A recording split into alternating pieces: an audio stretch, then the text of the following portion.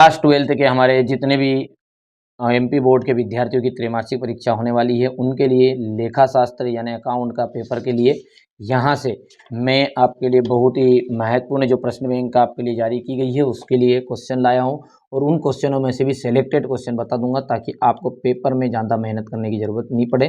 बाकी चीज़ों को आप पूरा सोल्यूशन दूंगा ताकि आपको एनुअल एग्जाम के लिए भी मदद मिलेगी। देखिए, साझेदारी को कम से कम कितने व्यक्ति होने चाहिए? तो 2 व्यक्ति तो होने चाहिए। साझेदारी का मतलब है आपस में लेन देन। ठीक है, भारतीय साझेदारी अधिनियम बनाया गया 1932 में। यदि साझेदार के आहरण की तिथियां नहीं दी गई हो तो आहरण पर ब्याज की अवधि रहेगी तो 6 माह। ठीक है, अगला है आपका यहाँ से फर्म की आय हो जाएगा। ये यहाँ से आहरण पर ब्याज, फर्म की आय जब कुल निकाली गई राशि में दी गई राशि है लेकिन निकासी की तारीखें निर्दिष्ट नहीं होती है तो ये माना जाता है कि राशि, ठीक है, पूरे वर्ष में समान रूप से निकाली गई है। चलिए, इसके बाद में हर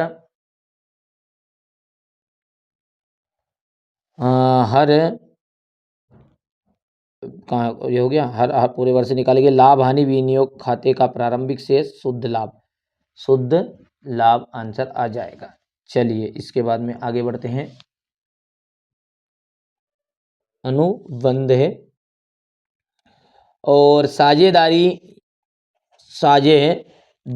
के लिए रिक्त स्थान का विभाजन अनिवार्य नहीं है तो हानि का विभाजन, किसका? हानि का विभाजन है। तीसरा है आपका जो कि बहुत ही मोस्ट इम्पोर्टेंट है, समझौते के अभाव में साझेदार द्वारा लाई गई अतिरिक्त पूंजी पर ब्याज। ठीक है, लाई गई अतिरिक्त पूंजी पर ब्याज रिक्त स्थान की दर से देय होता है तो ये होता है 6% वार्षिक। ठीक है, चलिए आगे बढ़ते हैं और अगला देखते हैं।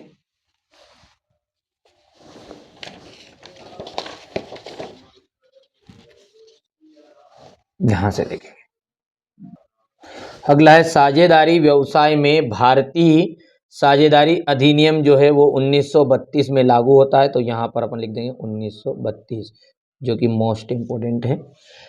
साझेदारों के मध्य, ठीक है, साझेदारों के मध्य लाभ के विभाजन के लिए रिक्त स्थान खाता बनाया जाता है तो इसे कहेंगे लाभ हानि विनियोग।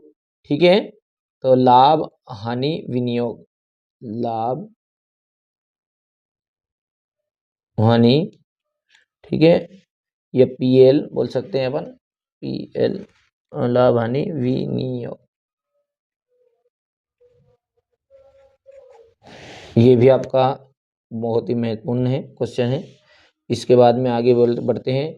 साझेदारी का जो जन्म है वो रिक्त स्थान से होता है तो अनुबंध से होता है। अनुबंध। सामान्यतः साझेदारी व्यवसाय के साझेदारों का दायित्व रिक्त स्थान होता है तो असीमित होता है, अनलिमिटेड बोल सकते हैं अपन, असीमित। ये भी आपका मोस्ट इम्पोर्टेंट है। सही जोड़ी की हम बात करें तो देखो ध्यान से देखना है, सही जोड़ी साझेदार सामूहिक रूप में फर्म कहलाएंगे। पूंजी खाते का सदैव जमा शेष, पूंजी खाते का सदैव जमा शेष जो रहेगा वो स्थिर पूंजी पद्धति। तीसरा है आपका साझेदार का चालू खाता की प्रकृति, तो ये आ जाएगा आपका यहाँ से संयुक्त तथा पृथक दोनों प्रकार का होता है। और आपका चौथा है पूंजी खाते का कभी नामे कभी जमा शेष।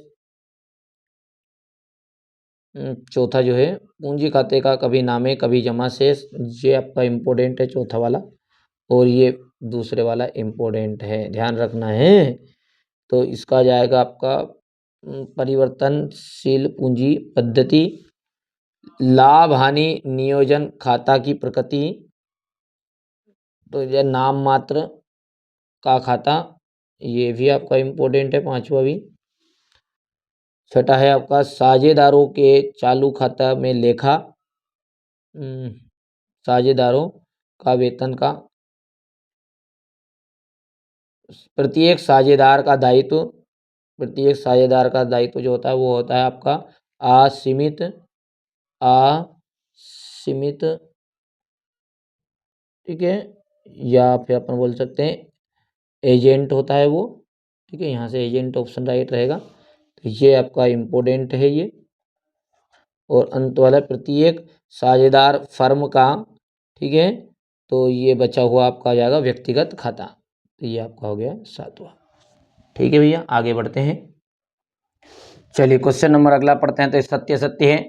तो साझेदारी में पूंजी लगाना अनिवार्य शर्त होती है। बिल्कुल आपका सही है ये कि असत्य है? तो नहीं, साझेदारी में पूंजी लगाना कोई आवश्यक अनिवार्य शर्त नहीं होती। अवयस्क को फर्म के लाभों में शामिल किया जा सकता है। तो ये बात आपकी सत्य है। लाभों को बांटना साझेदारी में अनिवार्य नहीं है। तो लाभों को बांटना साझेदारी में अनिवार्य नहीं है, तो ये भी आपका सत्य रहेगा। ठीक है। और अगला है लाभ हानि नियोजन खाता साझेदारों की लाभ हानि की अंतिम राशि का हिसाब रखने के लिए बनाया जाता है। तो ये बात आपका ट्रू रहेगी। और अंतिम जो है 5वां, साझेदारों के आहरण को पर ब्याज का लेखा रोकड़ खाते में किया जाता है। तो ये आपका असत्य रहेगा। अब यदि हम बात करें इसमें से, तो यहाँ से आपका ये चौथा है, ये बहुत ही महत्वपूर्ण है। और आपका सीधा सीधा दूसरा जो है वो भी आपका इम्पोर्टेंट है और पहला भी इम्पोर्टेंट है, यानी कि इतनी चीज़ इसमें से इम्पोर्टेंट निकल कर आ गई। चलिए आगे बढ़ें। अब है एक वाक्य में उत्तर। तो एक वाक्य में जो उत्तर है उसके लिए आप देख सकते हैं, साझेदारी संलेख की अनुपस्थिति में किस अधिनियम के प्रावधान लागू होते हैं? तो भारतीय साझेदारी अधिनियम 1932। तो यहाँ पे लिख दो इसका आंसर, भारतीय साझेदारी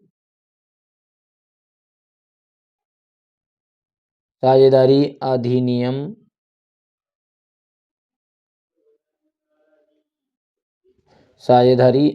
1932।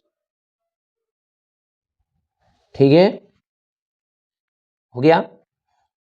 चलिए आगे बढ़े। तो अगला क्या है हमारा कि फर्म द्वारा साझेदारों की पूंजी पर ब्याज कब दिया जा सकता है?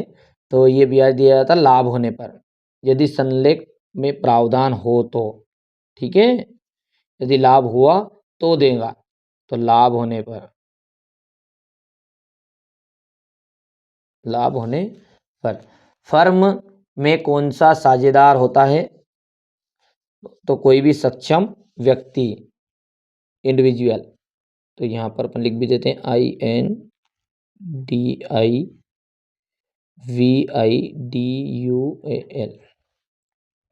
यहाँ से अभी तक जो पहला और दूसरा आपका मोस्ट इम्पोर्टेंट है। फर्म के व्यवसाय के संचालन में कौन भाग ले सकता है? तो कौन भाग लेता है? सभी साझेदार।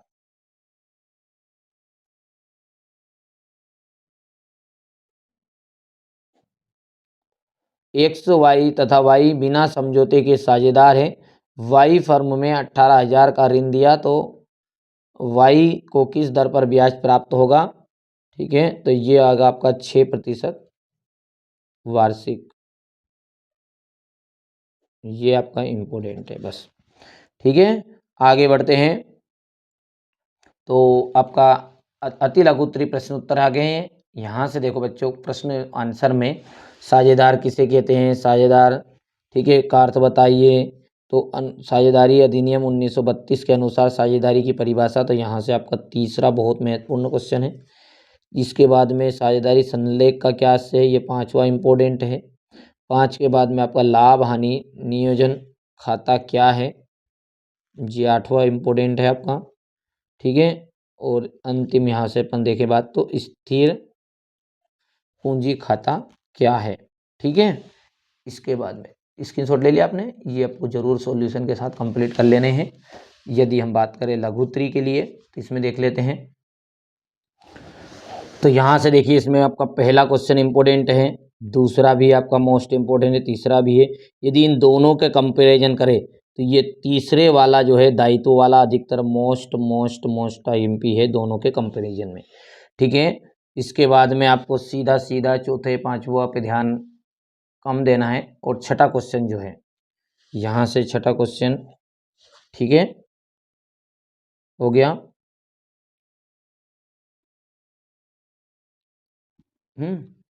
इसके बाद में आपका छठे के बाद में ये आपका आठवां क्वेश्चन, 1 जनवरी वाला। अब अगले की बात करें अपन तो दीर्घोत्तरी में, तो दीर्घोत्तरी के लिए यहाँ से देखिए आप, पहला जो है वो आपका साझेदारी के में उल्लेखित 3 साझेदारी संलेख में उल्लेखित कोई 4 बिंदु लिखिए, ये तीसरे वाला। तीसरे के बाद में आपका चौथा, परिवर्तनशील पूंजी तथा स्थायी पूंजी में 4 अंतर। फिर चौथे के बाद में ये 5वां जाएगा आपका, हो गया यहाँ से, ठीक है। बाकी इनकी कोई ज़रूरत नहीं है।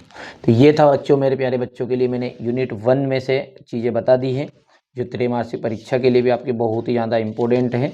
ये आपका रह गया है 7वां 8वां क्वेश्चन, और इनमें भी और देख लेते हैं अपन। चलिए, यदि हम बात करें तो 7 और 8 और 9 में आपको सीधे सीधे यदि बात करें अपन, तो यहाँ से जो 7वां क्वेश्चन है ये भी आपका इम्पोर्टेंट है, ठीक है। और आपका 9वां इम्पोर्टेंट क्वेश्चन है। ये आपके 4 अंक में आने के पूरे चांस रहते हैं। हो गया, ये हो गया है। अब इसके बाद में अपन यूनिट 2 करेंगे, और यूनिट 2 अगले वीडियो में कंप्लीट करेंगे। पहली बार आप चैनल पे सब्सक्राइब करना है, नोटिफिकेशन ऑन करना है। आप खुद ही ध्यान रहे हैं मैं आपके लिए कितनी मेहनत से पूरी चीज़ें कंप्लीट करवा रहा हूँ। यदि